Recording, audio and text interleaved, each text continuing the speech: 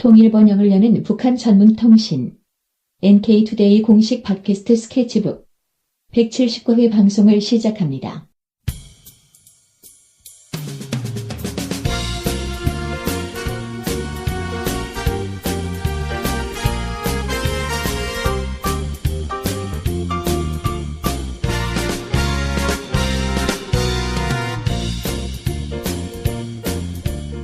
안녕하세요. 이동 기자입니다. 안녕하세요. 문경환 기자입니다. 안녕하세요. 진행자 윤택입니다. 네, 올해가 벌써 다 가네요. 한 해가 끝나가고 있어요. 올해가 무슨 해였죠?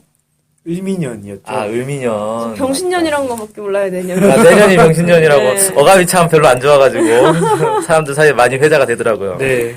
그래서 올해 그 2014년이죠. 15년 네. 12월 31일에 그 종 올리잖아요. 네, 근데 이제 다종. MC들이 무슨 해가 밝았습니다 이렇게 하잖아요. 네. 올해는 병신년이 밝았습니다 이렇게 한다고 이거를 3년 전부터 기대하는 애들이 있더라고요. 아, 근데 뭘 아마 그렇게 기대를 하고 그러지? 아마 근데 공중파에서 그렇게 하진 않을 것 같고 그냥 원숭이해가 밝았습니다 이렇게 하지 않을까 싶은데. 아, 편법을 또. 네. 왜 병신년을 병신년을 부르지 못하고 그게 건가요? 네, 뭐 근데 약간 정확하게 따지면 그게 음력으로 세야 되는 거 아니에요? 설이 지나야 원숭이 해가 되고 병신년이 되는 거 아닌가요? 정확하게 잘 모르겠습니다. 그게 음력인 건지 아니면 양력인 건지 잘 모르겠네요. 그럼 병신년은 2월에 외치는 것으로 아, 송년 특집을 맞이하여 네, 1년이 지나면 1년을 돌아봐야겠죠. 네네. 그래서 우리가 이제 북한의 1년을 한번 돌아보려고 하는데 네. 한 나라의 1년을 한 번에 돌아보기엔 너무 양이 많으니까 쪼갰습니다. 네. 4개로 쪼갰습니다.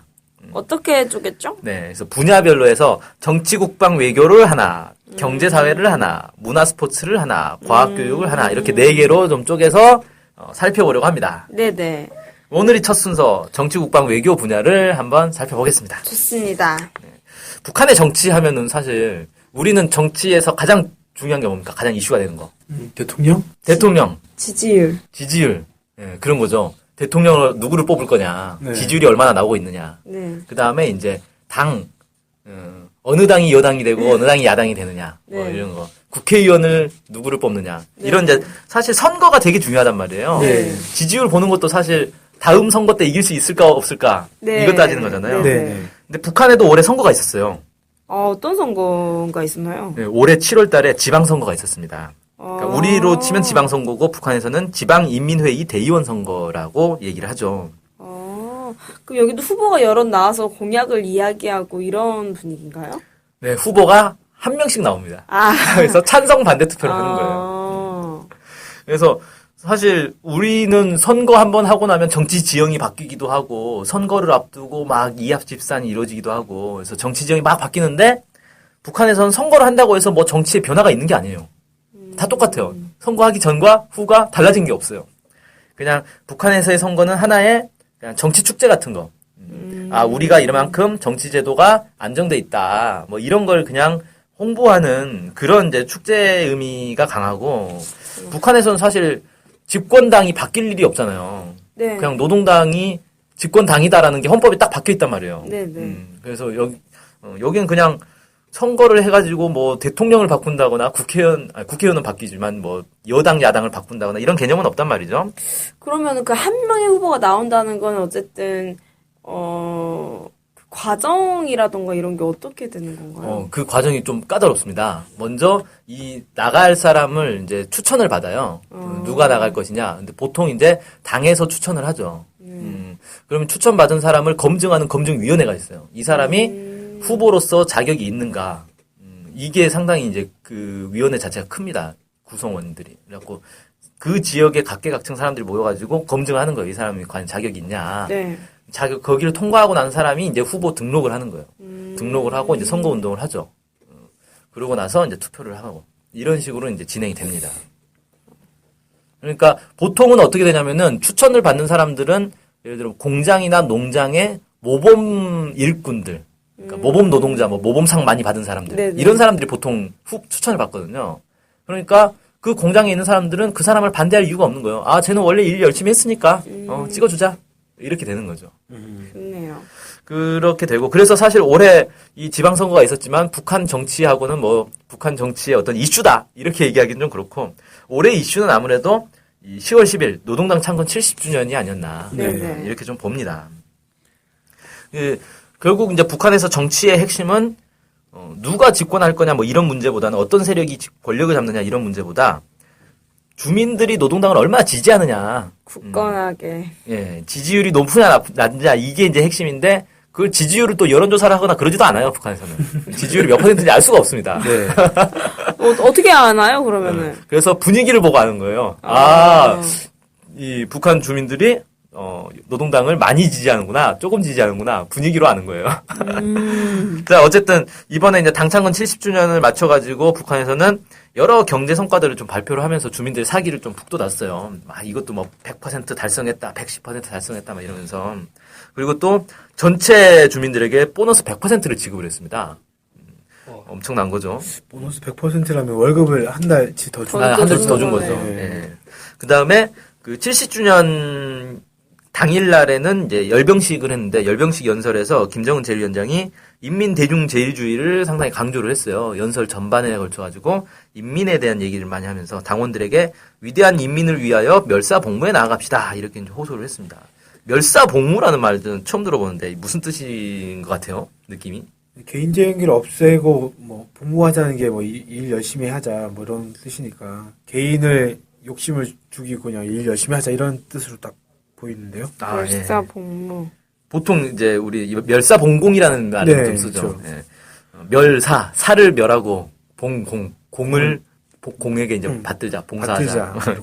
이런 건데. 아무튼 멸사봉무하자라는 얘기는 당원들한테 인민을 위해서 살아라. 너를 위해서 살지 말고 이 얘기를 이제 한 거라고 볼 수 있겠죠. 이런 이제 연설도 하고 뭐 이런 행보들이 쭉 있다 보니까 주민들이 상당히 이제 이 집권당, 노동당에 대한 지지를 보냈다라고 평가들을 하더라고요. 일본의 교도통신을 보니까 12월 16일자 그러니까 이제 연말이 되니까 이런 이제 보도들을 하는 거죠. 뭐라고 했냐면 북한 사정에 밝은 중국 정부 당국자의 말을 인용해서 김 제1위원장에 대한 인민의 지지는 크다. 이렇게 좀 보도를 했고요. 국내에서도 사실 이런 분석들 많이 하고 있습니다. 그 통일연구원이라고 있어요. 네. 국무총리실 경제인문사회연구회 산하에 있는 국책연구원인데 통일연구원이 통일부 산하가 아니라 국무총리실. 네, 그렇죠. 특이하죠. 12월 15일에 2016년도 연례 정세 전망이라는 보고서를 냈습니다. 네. 여기서 올해 북한 정부를 평가하는 키워드로 권력의 안정화를 꼽고 2016년 7차 당대회 개최를 결심하는 자신감의 밑바탕이 됐을 것이다. 이렇게 분석을 했더라고요. 그러니까 올해 북한이 상당히 권력이 안정화됐다. 정치가 안정화됐다는 얘기를 하는 거죠. 그 전현준 동북아 평화협력연구원 원장도 그 시사위크의 기고한 칼럼에서 김정은 정권 안정에 대한 논쟁이 있으나 적어도 단중기적으로는 안정적으로 갈 가능성이 크다. 이렇게 얘기했고 김지석 한겨레 논설위원도 칼럼에서 하나의 체제로서 북한 정권은 안정됐다고 보는 게 일반적인 평가다. 뭐 이렇게 좀 소개를 했어요. 그래서 북한 정치가 상당히 안정화됐다. 뭐 이렇게 평가를 할 수 있겠죠. 네네. 그 다음에 이제 뭐 국방으로 좀 넘어가서요. 올해 북한의 이제 군사 관련해서 전 두 가지를 꼽아봤어요. 뭘까요? 두 가지요? 생각나시는 거 있나요? 혹시 북한 군사와 관련해서 올해? 수소탄 발언. 수소탄 발언. 네, 수소폭탄 발언이 있었죠. 막판에. 네. 그다음에 그 5월 달인가요? 잠수함에서 발사한 미사일이 있었죠. 네, 잠수함 발사 탄도 미사일이 있었죠. 네. 그다음에 8월 달에 큰 위기가 있었지 않습니까? 한번.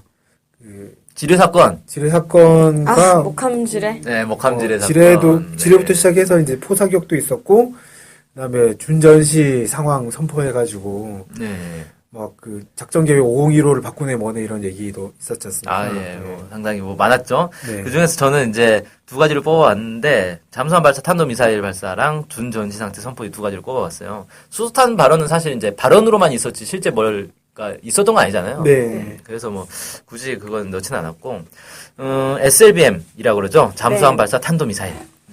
이게 이제 처음에 5월 달에 발사됐을 때는 사진 조작이다, 뭐 이런 얘기 많았어요. 네. 그러고 나서 이제 동영상을 공개를 하니까 아무 말을 못 하더라고요. 동영상 조작이다. 동영상 조작이라는 말은 못 하더라고요. CG다. 네, 아무튼 북한이 이제 SLBM을 이제 시험 발사에 성공했다라는 게 이제 확인했는데 북한에서는 이걸 어떻게 평가하냐면 인공위성 발사에 못지않은 성과다. 국방력 강화의 새로운 단계에 진입했다. 뭐 이런 식으로 평가를 했어요. 그만큼 중요하게 본 거죠. SLBM이 지금 있는 무기 중에 거의 최신급 아닌가요? 최상급? 예, 그러니까 전략 무기 가운데서는 가장 우수한 전략 무기다. 뭐 이렇게 평가를 하죠. 이게 왜 그러냐면 언제 어디서 쏘는지를 전혀 알 수가 없는 거예요, 상대방이. 네. 다른 것들은 비행기가 떴다 그러면 비행기가 떴다. 오고 있다. 하든가 아니면 미사일을 쏘면 미사일 발사했다. 오고 있다. 이렇게 되는데 이거 어디서 쏘는지를 알 수 없으니 발사했는지 안 했는지를 모르는 거예요. 그러니까. 바다 망망대해에서 그냥 쏘는 거기 때문에. 그러니까 이제 뭐 예를 들어서 대륙간 탄도미사일이다 그러면 그 지역 근처에 큰 레이더를 갖다 놓으면 쏘는 걸 이제 탐지를 할 수가 있는 건데 이 잠수함 탄도미사일 같은 경우에는 어디서 쏠지 모르니까 레이더를 계속 붙여놓을 수가 없어가지고 그렇죠. 알 수가 태평양 없다는 거죠. 전역에다 레이더 깔 수는 없잖아요. 네. 그렇게 되는 거죠. 자, 그래서 북한에서는 이제 상당히 자기들의 성과로 꼽고 있고 SLBM 발사 전날인 5월 7일에 박영철 조국통일연구원 부원장이 미국 CNN 방송과 인터뷰를 했어요. 여기서 미국 이제 CNN 기자가 물어보죠. 미국 본토에 이 미사일과 핵무기를 쓸 거냐라고 물어보니까 미국이 우리에 대해서 그걸 강요할 때 그렇게 할 것이다. 쏘라고 강요를 하면 쏘겠다는 거예요. 무슨 말인지. 가만히 있으라는 거죠. 상관 쓰지 말라. 예, 미국이 가만히 있으면 우리도 가만히 있겠다. 뭐 이런 거겠죠. 예. 그 다음에 여름에 있었던 아까 말씀드린 이제 준전시 상태 선포. 처음에 이제 지뢰 폭발 사건이 있었고, 그 다음에 비무장지대에서 이제 포격 사건도 있었고, 최근에 그 포격 사건과 관련해서는 여러 언론 보도들이 좀 나오더라고요. 네. 예, 뒷조사 결과가 나오는 것 같아요, 이제. 네. 뭐 북이 쏜 거 안 쏜 거 같지 않다 뭐 이런 얘기가 북한이 있는데 쐈다는 결정적 근거가 없다. 뭐 네. 이런. 그럼 그 포는 누가 쏜 거죠? 머릿속에서 하늘에서 떨어졌나? 중국에서 쏜 게 거기 떨어졌나? 우주에게 간절히 기도했나 보죠. 네. 아무튼 뭐 미스테리 사건 21세기 미스테리가 하도 많아가지고 최대라고 말을 못하겠네요. 근데 그렇게 됐는데 저는 이제 여기서 주목한 건 뭐 지뢰가 터지고 포를 쏜 게 중요한 게 아니라 준전시 상태를 선포했는데 그 이후에 북한이 어떤 군사적 행동들을 했는가 이게 이제 주목이 된다는 거죠. 네. 당시 언론 보도를 종합해 보니까 이 북한이 잠수함의 70%를 기동을 해서 한미 감시망에서 벗어났고 특수부대 상륙작전에 이용하는 공기부양정 10여 척을 전진 배치했고 네. 일부 특수부대를 전방 지역에 전개하고 각종 미사일 기지의 움직임도 활발해졌고 전투기를 경락고로 옮기고 전방에 포격 준비 동향이 포착되고 이런 이제 여러 준전시 상태 매뉴얼이 그대로 이제 적용이 됐다. 이런 이제 보도들이 쭉 나왔습니다. 그러고 나서 그러면 이게 이제 어떤 의미를 갖느냐? 미국 CNN 방송이 8월 24일에 이제 보도를 한 건데 미 국방부 관계자가 북한군이 이런 식으로 움직이는 것은 처음 봤다. 이렇게 평가를 했어요. 그리고 미군 사령관들은 북한이 한국의 대북 심리전 방송 재개에 항의하며 48시간이라는 구체적 시한을 대내외적으로 홍보하며 전력 증강을 하는 과정을 매우 심각하게 받아들였다. 이러면서 북한을 위협하는 것으로 비칠 수가 있기 때문에 B-52 폭격기의 한반도 비행을 취소했다. 그리고 한국 정부의 긴장 완화를 공고했다. 뭐 이런 이제 보도들이 나왔습니다. 그러니까 미국이 상당히 긴장했다는 거죠. 네. 북한의 이런 군사적 움직임에 대해서 저건 보통 일이 아니구나 라고 이제 판단했다는 겁니다. 그래서 이런 식으로 북한이 어떤 그 실전 준비 태세가 갖춰져 있다라는 걸 보여준 그런 거죠. 이렇게 평가할 수 있을 것 같고요. 이렇게 대놓고 긴장을 했다라는 것은 어느 정도 북한의 군사력이 미국까지 맞먹는 수준에 도달했다는 걸로 볼 수 있을까요? 예, 미국이 상당히 위협을 느꼈다라는 걸로 봐지고 특히 이제 뭐 태평양 사령관이나 미 합참의장이나 이런 사람들이 입만 열면 한 소리가 있어요. 북한이 우리의 주요한 위협 국가 중에 하나다. 이런 얘기들을 많이 합니다. 근데 얼마 전 뭐 최대 위협국이 어디냐라는 질문에 뭐 북한이다 이렇게 얘기했던 그런 사람도 있어요? 그런 얘기도 본 것 같은데. 최대 위협국으로 이제 올라갔군요. 업그레이드가 됐네요. 네. 어쨌든 SLBM과 더불어서 북한에서 지금 완전히 군사적으로 위상을 세계적으로 보여준 이번 올 한 해였다고 평가를 하면 될까요? 그렇게 뭐 볼 수도 있겠네요. 네, 그 다음으로 이제 외교 얘기를 좀 해볼게요. 북한의 외교하면 보통 뭐 중국하고의 외교? 아니면 미국이랑 러시아? 맨날 싸우는 거? 러시아? 쿠바? 예, 뭐 이런 거 이제 생각이 많이 나죠. 그래서 실제로 이제 그런 나라들과 주로 이제 외교를 많이 하는데 그런 것뿐만 아니라 다양한 이제 다자 외교들도 많이 합니다. 올해도 상당히 이제 왕성하게 외교를 했는데 북한에서 원래 이제 올해 가장 이슈가 됐던 건 5월 달에 러시아를 갈 거다.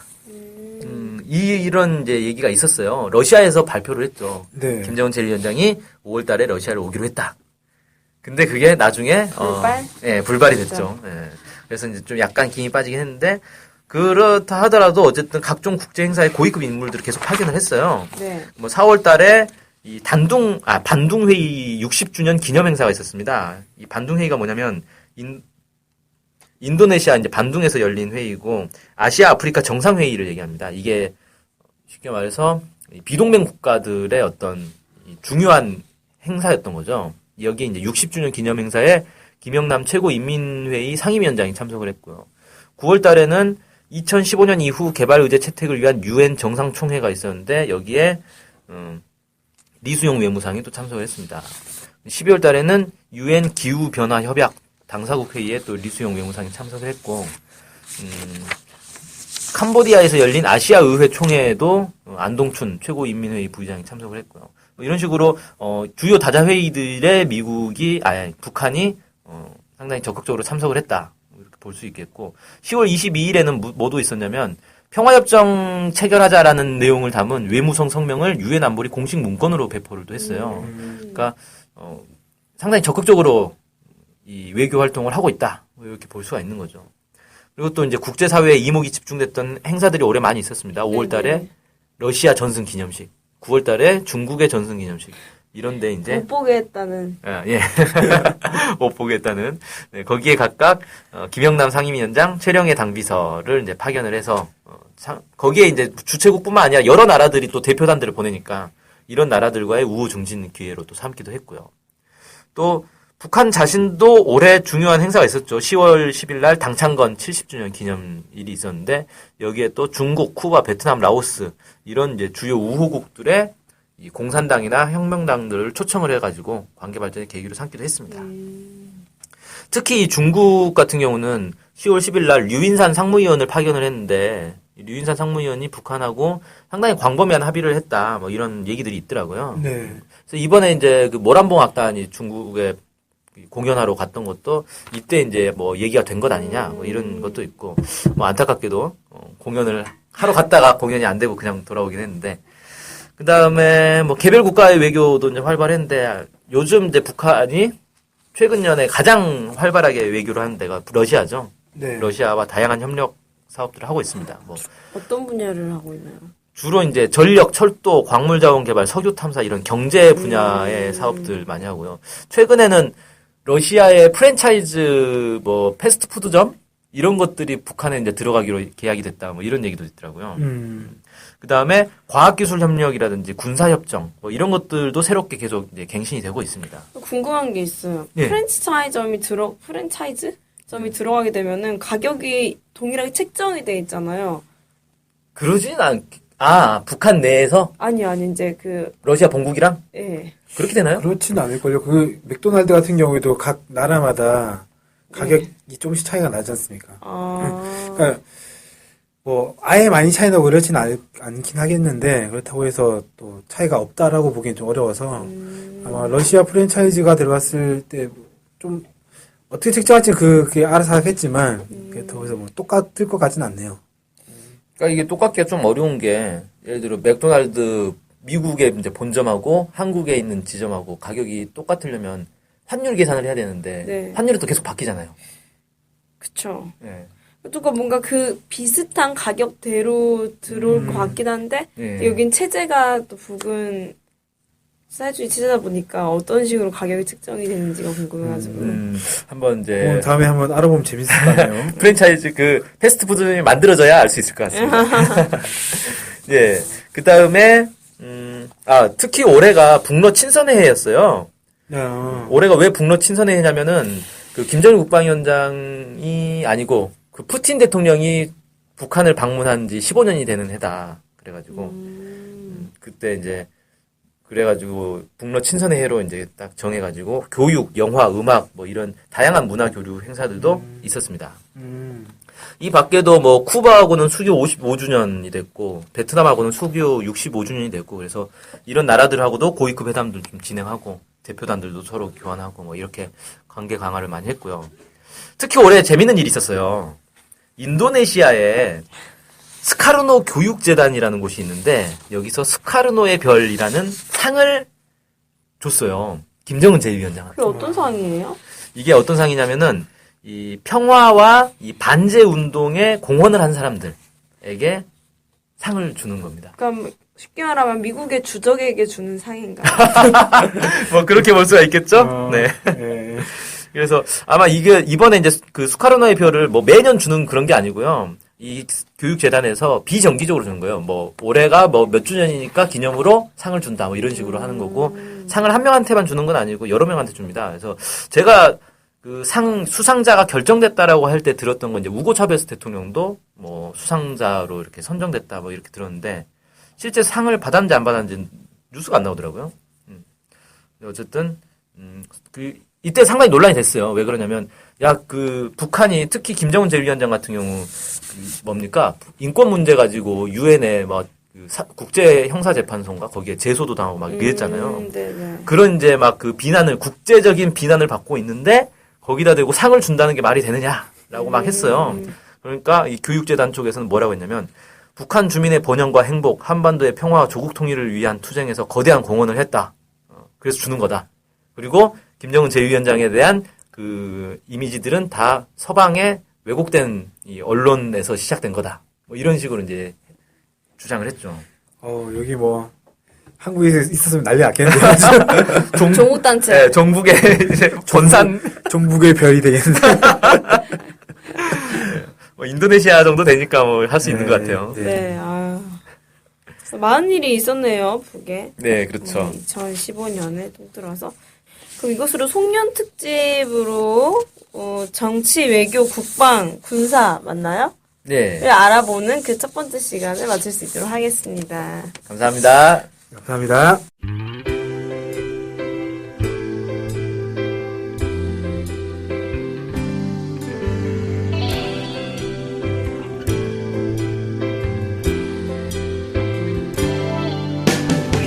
북한 소식을 알고 싶은데 일목요연하게 정리된 사이트나 언론사가 없네요. 네, 많은 언론들이 북한 소식을 다루긴 하는데 믿을 만한 것도 부족하고 한눈에 쉽게 보여주는 것도 없죠. 네, 그래서 저희 NK투데이가 야심차게 준비했습니다. 바로 인포 캘린더. 인포 캘린더가 뭔가요? 네, 모든 북한 소식을 저장해놓고 날짜별 분야별로 검색해 볼 수 있게 만든 데이터베이스예요. 네, 무려 검색어로 검색도 할 수 있습니다. 우와, 정말 대단한데요? 어떻게 찾아가면 되나요? 네, NK투데이 홈페이지에 들어오셔서 인포 캘린더를 찾으시면 됩니다. 네, 오른쪽에 배너가 달려있으니 쉽게 찾아볼 수 있습니다. 네, 북한 소식을 빠르고 간편하게 볼 수 있는 NK투데이 야심작 인포 캘린더 많은 이용 바랍니다.